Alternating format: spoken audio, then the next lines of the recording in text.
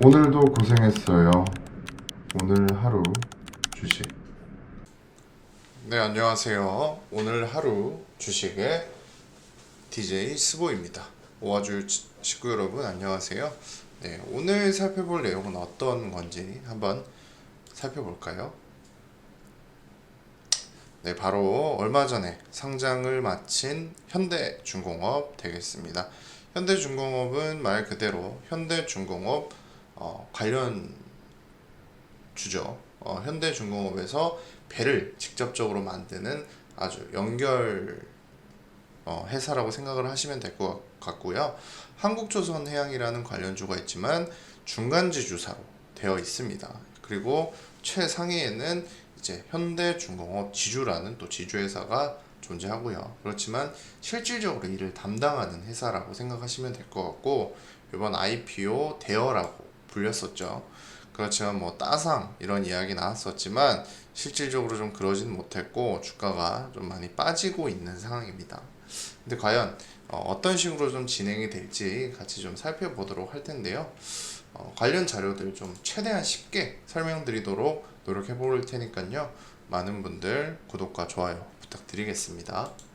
자, 일단 차트로 살펴볼 텐데요. 현재 오후 3시 26분 동시호가 중입니다. 97,700원 정도로 좀 빠져 있는데, 일단 현대중공업 이야기를 좀 하기 전에 지금 조선업 전체적으로 정말 이게 빅 모멘텀인지 빅 사이클에 초입이 될 수 있는지라는 이야기가 많이 나오고 있습니다.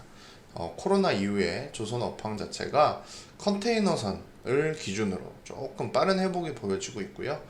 컨테이너에서 또 LNG선, LNG선에서 탱커, 탱커에서 또 벌크선 위주로 빠른 교체가 좀 이루어지고 있습니다.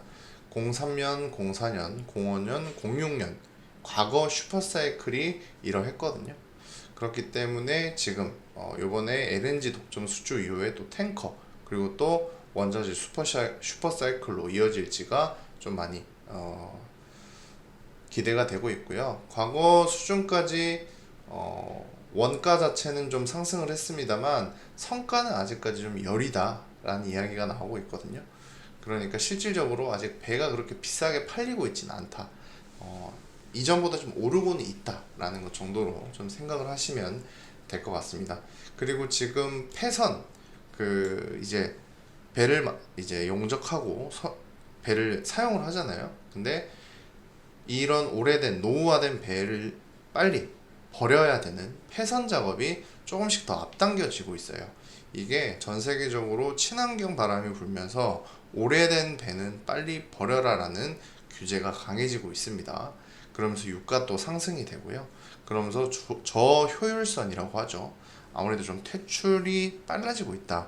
그러면서 노후화된 배가 교체 시기가 또 다가오고 있는 상황이기 때문에 다음 또 슈퍼사이클에는 또 연료 변화가 일어나지 않습니까? 그러면서 또 LNG에 대한 기대감도 굉장히 커지고 있고요. 특히 세계 1위 조선업체인 현대중공업이죠. 요번에 수주량도 초과 달성을 이미 하고 있는 기업입니다. 일단 1년 내에 목표량을 잡았던 것을 이미 넘었어요. 지금 한 110에서 120% 가까이 매출액을 자랑하고 있죠. 그렇지만 조선업 특성상 이게 바로 재무제표에 적용되진 않습니다. 보통 1, 2년에 걸쳐서 적용이 되기도 하고요. 일단 계약 자체를 어떤 식으로 맺냐면요. 조선업의 특성상 A라는 회사에서 현대중공업에 배 만들어 주세요 라고 하고 이렇게 종이에다가 계약서를 보냅니다. 근데 계약서 내용이 보통 초반 선수금 그리고 인수시에 플러스 알파 이런 식으로 됩니다. 이게 총 어떤 계약 자금이 되거든요. 근데 여기서는 보통 플러스 알파가 더 되는데, 이런 것들에 대해서 어떤 식으로 계약서를 구성하는지에 따라서 이게 현대중공업에 더 이득이 될 때도 있고 때로는 독이 될 때도 있다는 게 현재 상황이거든요. 그렇기 때문에 앞으로 좀 더 신중한 어떤 계약서 상황이 좀 이뤄지지 않을까 싶고요. 그리고 이거는 사실 좀 보시면 조금 머리 아프실 수 있는데, 그래도 뭐 최대한 조금 편하게 말씀을 드리려고 합니다. 자, 이거 한번 보시면 이제 뭐 클락슨 컨테이너선 용선 지수 뭐 SCFI 이런 어려운 말들이 있는데 그냥 지금 배값이 좀 많이 올라가고 있다라고 생각을 하시면 될 것 같고, 용선이 뭐냐라고 물어보실 수가 있습니다. 용선 같은 경우에는 배를 빌리는 걸 이야기합니다. 배의 일부를 빌리기도 하고요, 전체를 빌리기도 합니다. 뭐 이런 것들은 계속해서 좀 많이 쓰이고 있다. 용선료도 올라가고 있다. 여기 18년도부터 계속해서 올라가고 있는 게 보이시죠? 이런 어쨌든 원가 변동 추이가 점점 높아지고 있는 상황이기 때문에 어쨌든 지금은 좋습니다만 저희 꺾이기 전까지는 조금 다소 꺾이더라도 앞으로 좀 좋아질 가능성이 크다라고 생각을 좀 하시면 될 것 같습니다. 이 위 자료 혹시 필요하신 분들은 제가 구독하시고 메일 남겨주시면 제가 또 보내드릴 테니까요. 언제든지 댓글로 남겨주시고요. 어쨌든 그 성과 지수도 굉장히 좀 좋아지고 있고, 그리고 뭐 이제 기존 오일에서 어쨌든 다시 한번 말씀드립니다만 LNG선으로 부각이 되고 있고, 전 세계적으로 환경 규제가 심해지다 보니까 이런 수요는 자연스레 늘어날 수밖에 없다라고 생각이 들거든요. 그리고 대부분의 증권사에서 보통 10만원 이상 11만원에서 12만원 정도의 적정 가격을 제시하고 있습니다. 그렇지만 저는 기본적으로 주식의 초보자이신 분들은 이렇게 좀 신규 성장주는 웬만하면 좀 지양해라, 웬만하면 좀 쳐다보지 말라라고 말씀을 드리고 싶고요.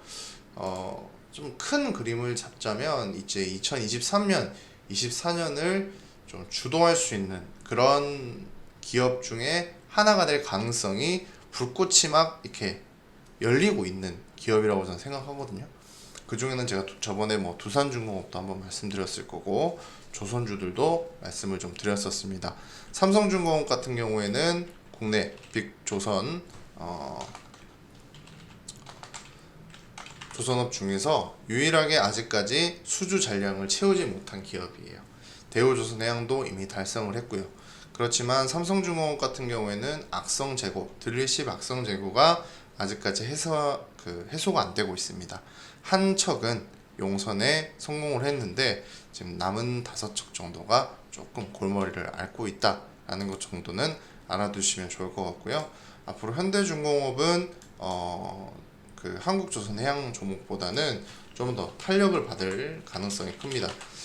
중간 지주사로 엮이면서 사실 이렇게 매수세가 좀 분배가 돼버리면 이런 식으로 급격하게 빠질 수가 있고, 사실 앞으로도 저는 한국조선해양이 더 오를 거라고는 봅니다만 기존의 상승 속도를 따라가지 못할 거다. 현대중공업이 한 5% 움직이면 한국조선해양은 1, 2% 움직이는 그런 모습 나와줄 거라고 보고 있습니다.